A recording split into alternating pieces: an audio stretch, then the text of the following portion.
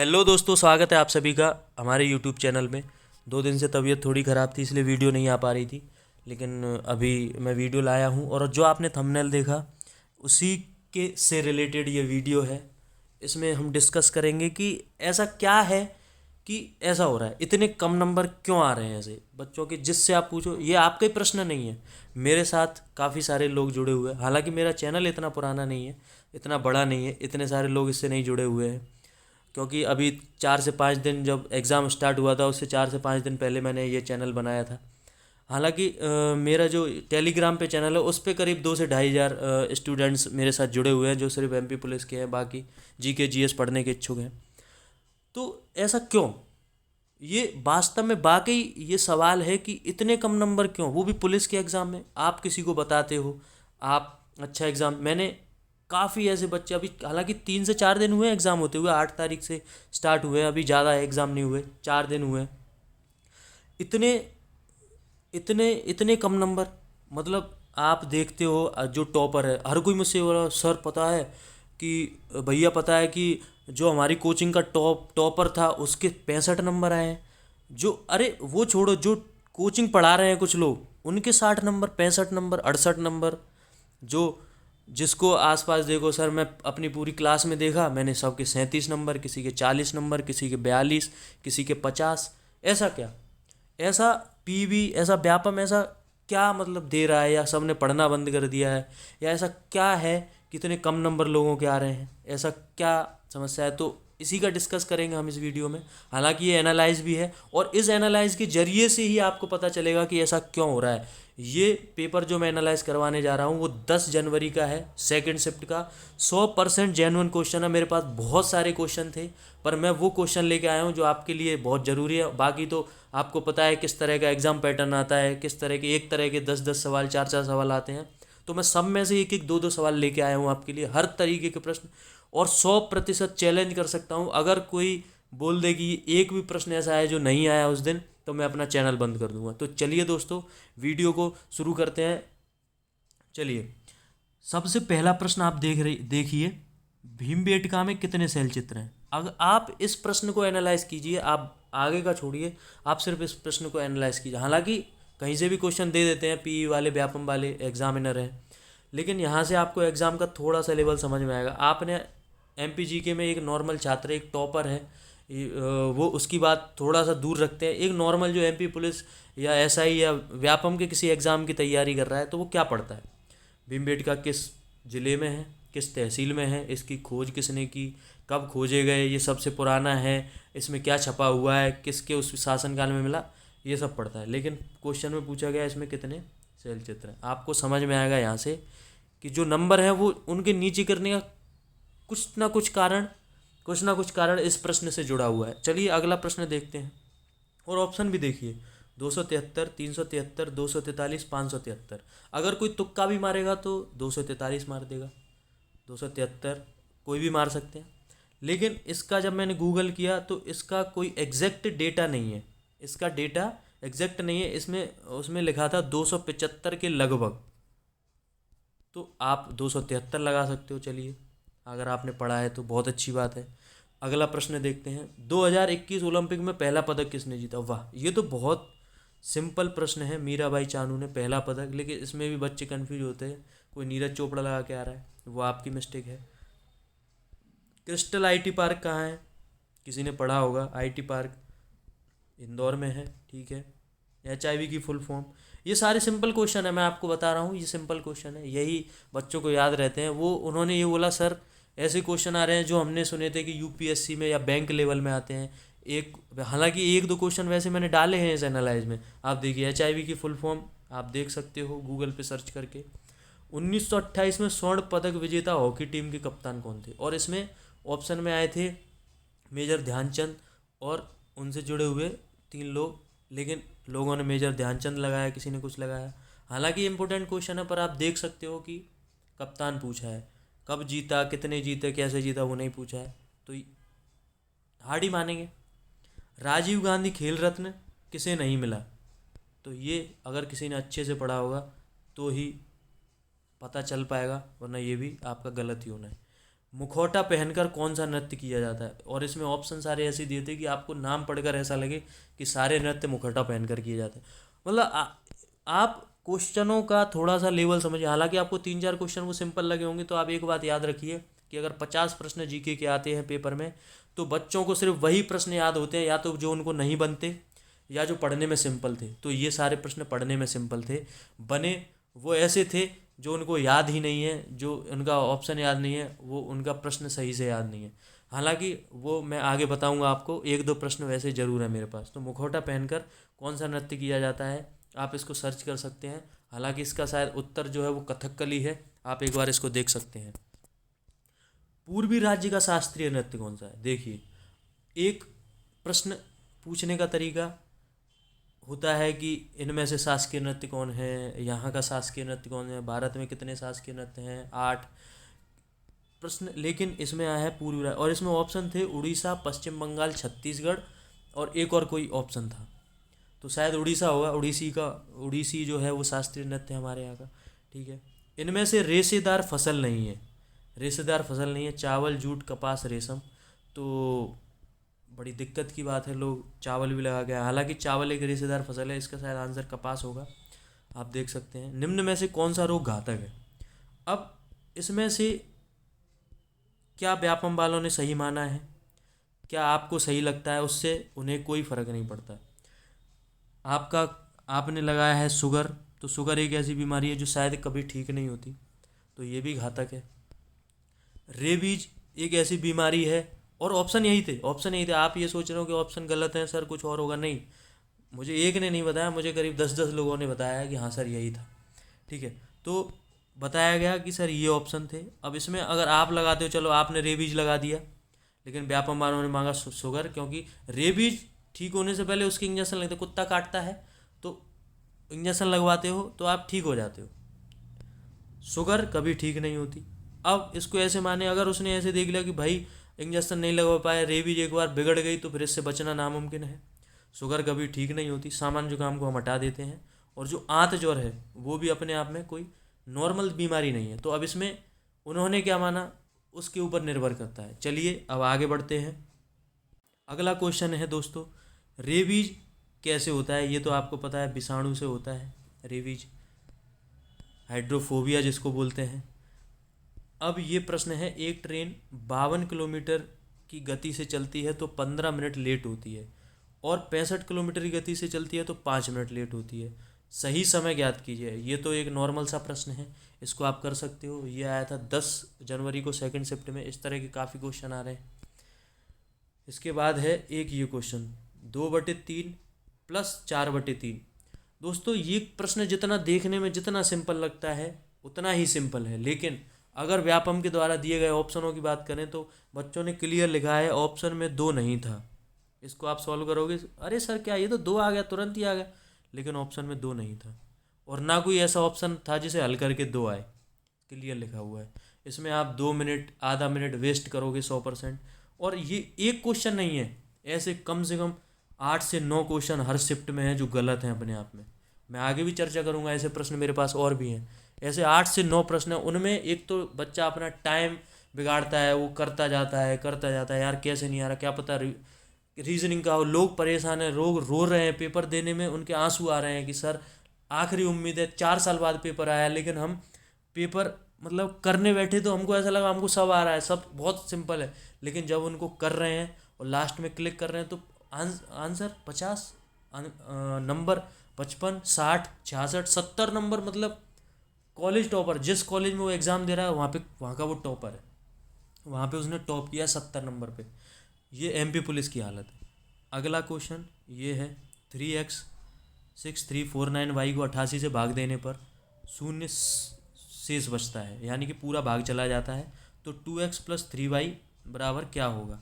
तो इसको आप सॉल्व कर सकते हो। इसमें आप 88 जो है उसके फैक्टर कर सकते हो, 11 और 8।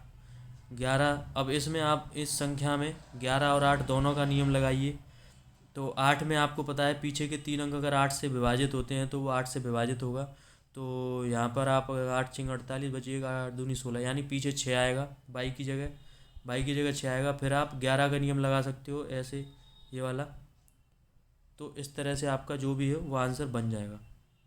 चलिए अगला क्वेश्चन देखते हैं। एक क्वेश्चन ये है, इसके जो आंसर थे दोस्तों वो कुछ इस तरह थे, -171 17/64। एक ये भी था, माइनस नहीं था हालांकि, -171/64, 171/64, और कोई एक 29/27 ऐसा कुछ आंसर था। ये बच्चे बोल रहे थे हम कर कर के थक गए, लेकिन ये हमें नहीं है। अब हो सकता है इसमें कुछ एरर हो सकता है क्वेश्चन में एरर हो सकता है बच्चों ने हमें गलत बताया हो, लेकिन ऐसे क्वेश्चन आ रहे हैं जो मिनिमम टाइम से मैक्सिमम टाइम से भी 2-2 मिनट ज़्यादा ले रहे हैं। हर एक सवाल में आपको 4 से 5 मिनट लग रहे हैं। जो सिंपल सवाल है वो कहीं ना कहीं गलत है या तो इतना, जहाँ वो लोगों के मन में ये बना हुआ था अरे पेपर तो सिंपल आता है, टाइम तो 1 घंटे में हम सॉल्व कर देते हैं, वो 2 घंटे में भी पेपर कर पा रहे हैं, उसको चेक नहीं कर पा रहे हैं। ऐसा क्वेश्चन सेव किए हैं व्यापम वाले।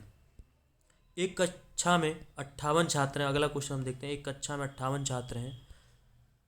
एक्स का स्थान शुरू से 15 और बाई का स्थान आखिरी से 20 है, तो एक्स और बाई के बीच कितने छात्र हैं? ये तो एक सिंपल सा क्वेश्चन हो गया। चलिए इसमें क्या नहीं आया देखते हैं। 58 यानी 15 इस साइड से, 20 इस साइड से, 35। इसमें एक नहीं है, अगर अकेला एक्स होता तो एक बार घटा देते, लेकिन एक्स और बाई दोनों हैं, तो 58 - 35 करेंगे हम तो कितना आएगा? 3 और ये 2, 23 छात्र उनके बीच में दोस्तों, 23। देखिए दोस्तों, तो ये है ऑप्शन। हाँ हाँ, मुझे याद आया कि ये ऑप्शन बोलेगा कि सर उसमें 23-22 कोई ऑप्शन ही नहीं था। हमने सरका सरकू के कैसे भी करके 22 करने की कोशिश की, लेकिन इसमें 22 भी ऑप्शन है, 21 तक नहीं सरका पाए हम लोगों को।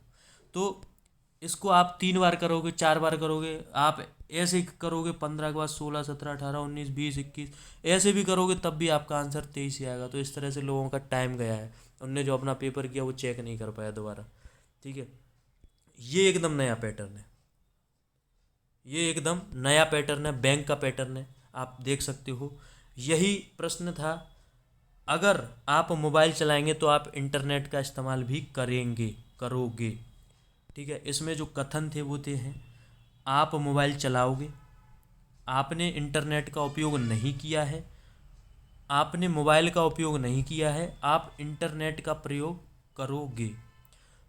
और इसमें जो ऑप्शन थे वो बच्चे बता रहे थे सर ऐसे ऑप्शन थे कि इनमें से कौन एक दूसरे का पूरक है, तो A B, B C, C D, या डी ए और डी, ऐसे। मतलब इसमें से 2 ऑप्शन ऐसे हमको छांटने हैं जो एक दूसरे के पूरक हैं, और जो 2 बाकी के हैं वो गलत हैं आपस में। तो इसमें से हम चेक करते हैं। आप मोबाइल चलाओगे, ये कंफर्मेशन तो नहीं दे रहा है, इसमें दे रहा है अगर, तो देखते हैं आगे शायद इसका कोई कंफर्मेशन मिल जाए। आपने इंटरनेट का प्रयोग नहीं किया है, ये दोनों तो अलग ही हैं एक दूसरे से। आपने मोबाइल का उपयोग नहीं किया है, आप इंटरनेट का प्रयोग करोगे। देखिए इसमें आप इंटरनेट का प्रयोग करोगे और आप मोबाइल चलाओगे, ये सही तो है एक दूसरे के, लेकिन इस लाइन से कोई वो नहीं होता, क्योंकि अगर तो, इन दोनों में अगर और तो का कोई मतलब नहीं है, तो हम इनको मान सकते हैं। आपने मोबाइल का उपयोग नहीं किया है, आपने इंटरनेट का उपयोग नहीं किया है। ठीक है, उसमें दिया है अगर आप चलाओगे तो आप करोगे, लेकिन या मतलब यही है कि अब हमने तो ये लगा दिया, ठीक है, लेकिन कहीं ना कहीं आप इसको पूरी तरह से गलत कह सकते हो क्या? अब व्यापम वाले की इच्छा है, आपने अपनी तरफ से ये क्वेश्चन एकदम सही किया, और इस तरह के कम से कम 5 क्वेश्चन आ रहे हैं, आपने अपनी तरफ से सही किया है। वही कथन अवधारणा वाला, कथन पूर्व धारणा वाला, कथन निष्कर्ष वाला, जो आप समझते हो कि आपने सही किया है, और पेपर वाला उसको अलग ही दिमाग से सोचे जा रहा है, वो गलत पे गलत करे जा रहा है, आपको लग रहा है मैं सही पे सही करे जा रहा हूँ। तो जहाँ तू डाल डाल मैं पात पात वाला सिस्टम चल रहा है, आपको लग रहा है आपका ये सही है, और उनको लग रहा है हमारे नहीं ये वाले सही हैं। तो कुछ नहीं कह सकते भाई लोग, आपको ये वाले प्रश्न ज़्यादा से ज़्यादा सॉल्व करने हैं, देखना है वो क्या दिमाग लगा रहे हैं। ऐसा ही एक और क्वेश्चन है, अगर संपूर्ण राष्ट्र में एक कर हो तो करदाताओं में संतोष होगा। करदाताओं में संतोष नहीं है, ये तो आगे पढ़ के पता चलेगा। करदाताओं में संतोष है, अरे ये तो एक दूसरे, ये तो गलत है आपस में। संपूर्ण राष्ट्र में अलग अलग कर हैं, संपूर्ण राष्ट्र में एक कर होगा। हाँ, ये देखिए दोस्तों, संपूर्ण राष्ट्र में अलग अलग कर हैं, ये सही है, क्योंकि होगा यानी अगर, होगा यानी कि अभी तो अलग अलग कर ही हैं। और करदाताओं में संतोष होगा, ये, और करदाताओं में संतोष नहीं है, संपूर्ण राष्ट्र में 1 कर होगा। अब ये देखिए, अब मैं इसको ये दोनों को भी जोड़ सकता हूँ कि संपूर्ण राष्ट्र में अलग अलग कर हैं, संपूर्ण राष्ट्र में 1 कर होगा, लेकिन इसमें अगर लगा हुआ है तो ये आपस में सही तो हैं, लेकिन ये वैसे गलत हैं इसके हिसाब से। और करदाताओं में संतोष नहीं है, ये ऐसे सही है क्योंकि अलग अलग कर है। तो हो सकता है ये आंसर हो, संपूर्ण राष्ट्र में अलग अलग कर हैं और करदाताओं में संतोष नहीं है। ये दोनों एक दूसरे के पूरक होंगे। अब वो व्यापम वाले जाने कि वो क्या सोच कर इस क्वेश्चन को फिट कर रहे हैं और कैसे कर रहे हैं। अब अगर ये सब बैंकिंग वाले ही होते तो वो एमपी पुलिस का फॉर्म ही नहीं डालते। तो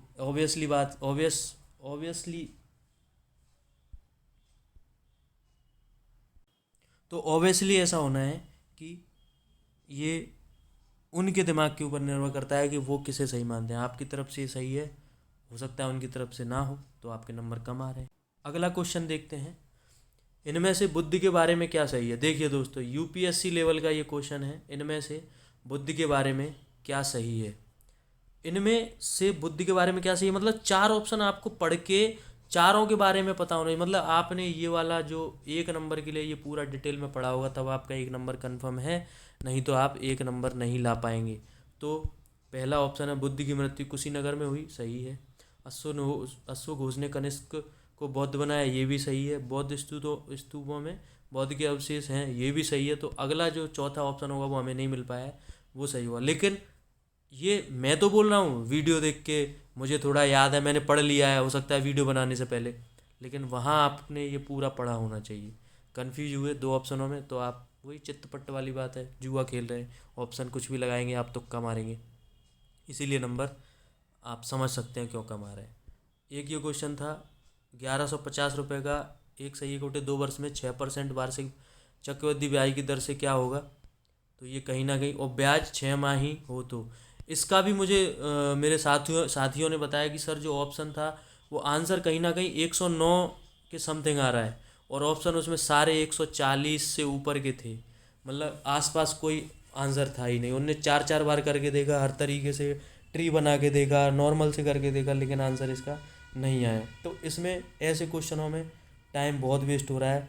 और मैं आपको थोड़ी सी जानकारी और दूं कि चक्रवृद्धि ब्याज के जितने भी सवाल हैं वो कोई 3000, 4000, 1000 से नहीं आ रहा है। वो सब ऐसे आ रहे हैं जिनके पॉइंट के पीछे 4 आंसर आएंगे, 0.4123, और ऐसा कैलकुलेशन आ रही है कि आपको वह कैलकुलेशन जब तक नहीं कर लोगे तब तक आपका आंसर आ ही नहीं सकता, आप कुछ भी कर लेना। तो ऐसी कैलकुलेशन आ रही है, इसीलिए लोग एक क्वेश्चन में 5-5 मिनट उनको देना पड़ रहा है जानबूझ के। जब 4 प्रश्न आएंगे चक्रवृद्धि ब्याज के, एक आता है चलो एक में तुक्का मार दो, 4 आएंगे, आप 4 में तुक्का नहीं मार सकते, आपको वो करना पड़ेगा। ठीक है। सिंगस्त मेला कहाँ लगता है, सबको पता है, उज्जैन। तमिलनाडु का कोई नृत्य आया होगा, आप देख लीजिएगा। 2021 ब्रिक्स की अध्यक्षता पीएम मोदी ने की थी, ये आपको पता ही होगा। अब हम आगे का देखते हैं कि इसमें और किस तरह के जो लोगों ने, जो मेरे साथियों ने, मेरे दोस्तों ने मुझे बताए, वो एक तो नॉर्मल ही है, वही रक्त संबंध वगैरह, और सारे कथन निष्कर्ष भी आ रहे हैं, कथन पूर्व धारणाएं भी आ रही हैं, और नंबर सीरीज भी आ रही है। 3-3-4 रीजनिंग के कम से कम 40 क्वेश्चन आ रहे हैं, कम से कम 40। रीजनिंग बहुत आ रही है, रीजनिंग पे ध्यान दीजिए दोस्तों। जो कथन पूर्व निष्कर्ष हैं, कथन पूर्व धारणा है, कथन अवधारणा है, वो सारे टॉपिक आप करके जाइए, सारे टॉपिक आप करके जाइए। नंबर सीरीज अच्छे से करके जाइए। एक एक टॉपिक से 4-4 प्रश्न आ रहे हैं, एक एक टॉपिक से 4-4 प्रश्न।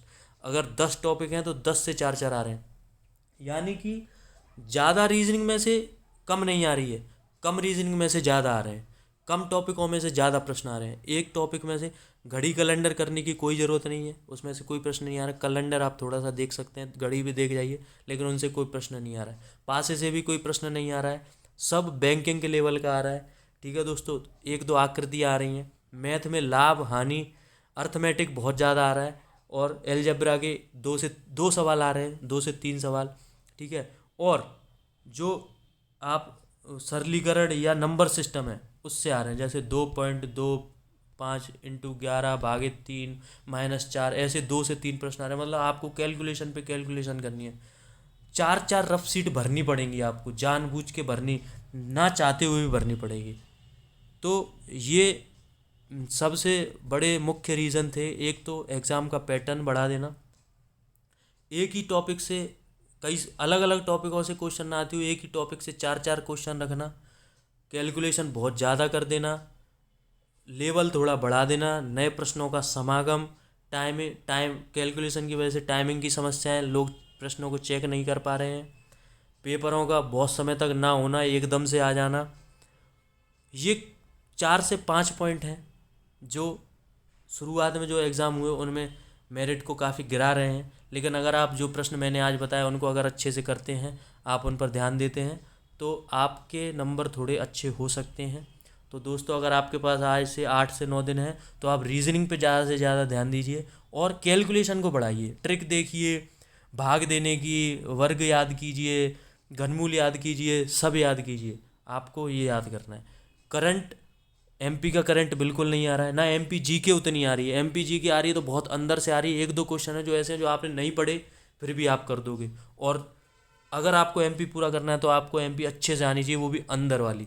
ठीक है, तो एमपी से वही 6 से 7 क्वेश्चन आ रहे हैं। साइंस से बायोलॉजी बहुत आ रही है, बायोलॉजी के बीमारियां, विटामिन, वायरस और पेड़ पौधों के बारे में जो बायोलॉजी है, बायोलॉजी से कम 10 से 12 क्वेश्चन है। 8 9 10 क्वेश्चन तो बायोलॉजी से आ रहे हैं। ठीक है, रीजनिंग आपको करनी है जो मैंने बताया। मैथ में अर्थमेटिक कीजिए, अलजेब्रा के कुछ कीजिए और नंबर सिस्टम, सरलीकरण, ये सब करिए। ठीक है, और आपको जीके में करंट पढ़ना है तो इंडिया का करंट पढ़िए। अगर कोई क्वेश्चन आपको तुक्का ही मारना है तो ऑप्शन अगर करंट का है और उसमें इंडिया कहीं दिया है, अगर आपको ज़रा सा भी पता है तो आप मत लगाइए, अगर आपको बिल्कुल नहीं पता तो आप इसमें इंडिया लगाइए। इंडिया की करंट आ रही है पूरे वर्ल्ड में, इंडिया मतलब पूरे वर्ल्ड में कुछ हुआ है तो वो इंडिया से रिलेटेड है, तो वो इंडिया की करंट आ रही है। ठीक है, वर्ल्ड का इतना ज़्यादा कुछ नहीं आ रहा, एक दो चीज़ आ रही है वर्ल्ड की।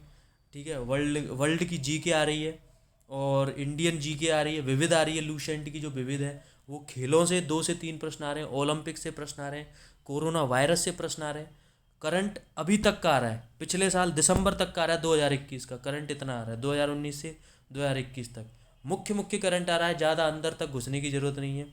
अवार्ड अवार्ड पढ़ के जाइए, सन 2 4 याद कर लीजिए, कोई सम्मेलन हुए हैं वो पढ़ लीजिए और संगठनों के संगठन पढ़ लीजिए। ये मुख्य चीज़ें हैं जो आपको पढ़ के जानी है।